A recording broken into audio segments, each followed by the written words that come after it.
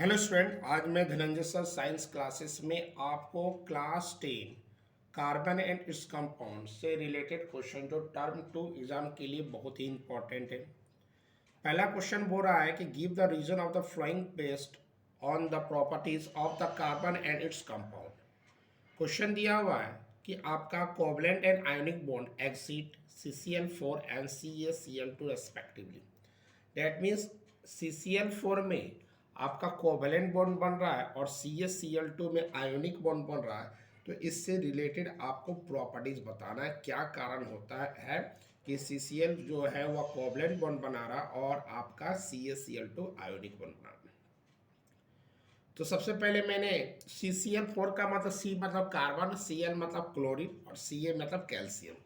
तो मैंने डिस्ट्रीब्यूशन कर दिया इलेक्ट्रॉन का के एलिमेंट में। कार्बन का जो एटॉमिक नंबर होता है वह 6 होता है, तो 2 और 4 हो गया। क्लोरीन का एटॉमिक नंबर 17 287 और कैल्शियम का एटॉमिक नंबर जो है 20 होता, तो 2882 हो गया। इलेक्ट्रॉनिक कन्फिग्रेशन करने के बाद हम जब आउटर मोस्ट शेल को देख रहे हैं तो पता चला कि कार्बन जो है वो नॉन मेटल है, क्लोरीन जो है वह भी नॉन मेटल है और कैल्शियम जो है वो आउटर ब्रेस्ट में 2 है, डेट इज मेटल। हम जानते हैं कि 1 2 3 रहेगा तो मेटल होगा और 5 4 5 6 7 रहेगा तो नॉन मेटल होगा।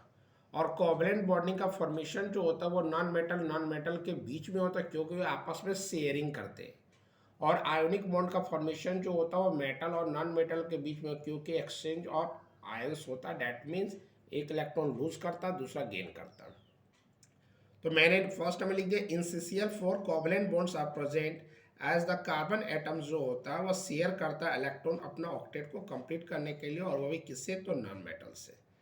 सेकेंड में CCl2 जो है वो आयोनिक बॉन्ड बना रहा। क्यों बना रहा? क्योंकि आपका इसमें देख रहे हैं कि Ca का मतलब होता है कैल्शियम जो इलेक्ट्रॉन को लूज कर रहा है क्योंकि वो इलेक्ट्रो पॉजिटिव है, और क्लोरीन जो इलेक्ट्रॉन को गेन कर रहा है क्योंकि वह इलेक्ट्रो नेगेटिव। डैट मीन्स एक गेन करने वाला एक लूज करने वाला और उससे बॉन्ड फॉर्मेशन होगा, तो उस प्रकार का जो बॉन्ड होता है उसको आयोनिक बॉन्ड बोलते हैं। नेक्स्ट क्वेश्चन दिया है कि why carbon compounds are the poor conductor of electricity. Carbon compound जो होते हैं वो पुअर कंडक्टर ऑफ इलेक्ट्रिसिटी क्यों होते हैं? तो जैसा कि हम लोग जानते हैं कि कार्बन कंपाउंड का फॉर्मेशन जो होता है वह कोवलेंट बॉन्ड के कारण होता है। Carbon compounds are poor conductor of electricity because they form covalent bond, और जो कोवलेंट बॉन्ड बनाता है उसमें फ्री आयंस नहीं होता है, और फ्री आयंस नहीं होगा तो वह इलेक्ट्रिसिटी कंडक्ट नहीं करेगा। नेक्स्ट क्वेश्चन दिया हुआ है डिफाइन एलोट्रॉफी। एलोट्रॉफी को डिफाइन कीजिए और दो एग्जांपल एलोट्रॉप्स को दीजिए। तो एलोट्रॉफी है क्या? तो एलोट्रॉपी जो है इट इज द प्रॉपर्टी। एक एलोट्रॉपी क्या है? एक प्रॉपर्टी है किसी एलिमेंट का जिसमें आपका एक से ज़्यादा उसका फॉर्म होता है, उसका जो फिजिकल प्रॉपर्टीज है वह डिफरेंट होता है, लेकिन केमिकल प्रॉपर्टीज क्या होता है? सेम होता है। Electron is the property of an element which exhibit, वह एग्जिट करता है कितना? तो one more than one form, एक से ज़्यादा फॉर्म होता है। उसका फिजिकल प्रॉपर्टी डिफरेंट होता है, लेकिन उसका जो केमिकल प्रॉपर्टी जो होता है वह सेम होता है। ऐसा फॉर्म को हम लोग एलोट्रॉपी बोलते हैं। और आपका जो कार्बन है उस कार्बन का दो इलेक्ट्रॉन्स होता है, जैसा कि एक डायमंड है और एक ग्रेफाइट है। इसका जो नेक्स्ट क्वेश्चन है, ये क्वेश्चन है कि why certain compounds are called hydrocarbon. कुछ कंपाउंड्स जो होते हैं उसको हम लोग हाइड्रोकार्बन क्यों कहते हैं? कार्बन कंपाउंड तो बहुत सारा होता है, लेकिन सब कंपाउंड को हम हाइड्रोकार्बन ना कह के हम लोग कुछ कंपाउंड्स को ही हाइड्रोकार्बन क्यों कहते हैं? तो इसके पीछे का रीजन है the compounds of the carbon except. बहुत सारे कंपाउंड कार्बन के होते हैं, उसमें आपका carbide, oxide, carbonate, hydrogen carbonate, salt को छोड़ दिया जाए, ये सारे ऑर्गेनिक कंपाउंड है। लेकिन इसको छोड़कर ऐसे ऑर्गेनिक कंपाउंड जिसमें केवल हाइड्रोजन और कार्बन हो, वैसा ऑर्गेनिक कंपाउंड जिसमें हाइड्रोजन और कार्बन हो, उसी को हम लोग हाइड्रोकार्बन बोलेंगे। कार्बन कंटेनिंग कंपाउंड को हम लोग हाइड्रोकार्बन नहीं बोल सकते, हम लोग वही कंपाउंड्स को हाइड्रोकार्बन बोलेंगे जिसमें केवल कार्बन और हाइड्रोजन हो। तो वही है, carbon containing compound organic compound होता है, लेकिन अगर हाइड्रोकार्बन है तो उसमें केवल कार्बन और हाइड्रोजन ही होना चाहिए।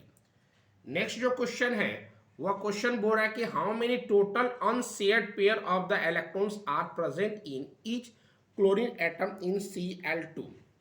जैसा कि हम लोग Cl2 का फिगर बनाए हैं, आप देखो क्लोरीन का एटॉमिक नंबर 17 है, डिस्ट्रीब्यूशन करने पर 2, 8 और 7 हो गया। तो डैट मीन्स आउटर मोस्ट में 7 इलेक्ट्रॉन्स है। तो दो क्लोरीन को मैं दिखा दिया, दोनों में 7-7 इलेक्ट्रॉन दिखा दिया। और आप देख रहे हो कि अपने ऑक्टेट को कंप्लीट करने के लिए एक एक इलेक्ट्रॉन का शेयरिंग कर रहा है। ये एक एक इलेक्ट्रॉन का शेयरिंग कर रहा अपने ऑक्टेट को कंप्लीट करनी है। तो क्वेश्चन में पूछा है कि how many total on share pair, on share कितना है।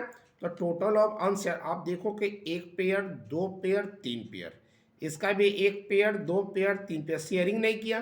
तो total number of unshare pair of electrons कितना हो गया, तो 3 हो गया।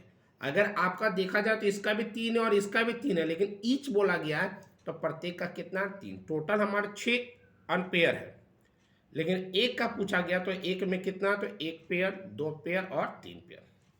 आपको क्वेश्चन पूछा है right any two forms in which the carbon can exit in the atmosphere. Carbon जो है वो एटमोस्फेयर में एग्जिट करता है, उसका दो फॉर्म। दैट मीन्स हम जानते हैं कि कोई भी चीज़ का 3 स्टेट होता है, सॉलिड, लिक्विड और गैस। हमें दो फॉर्म के बारे में बताया है।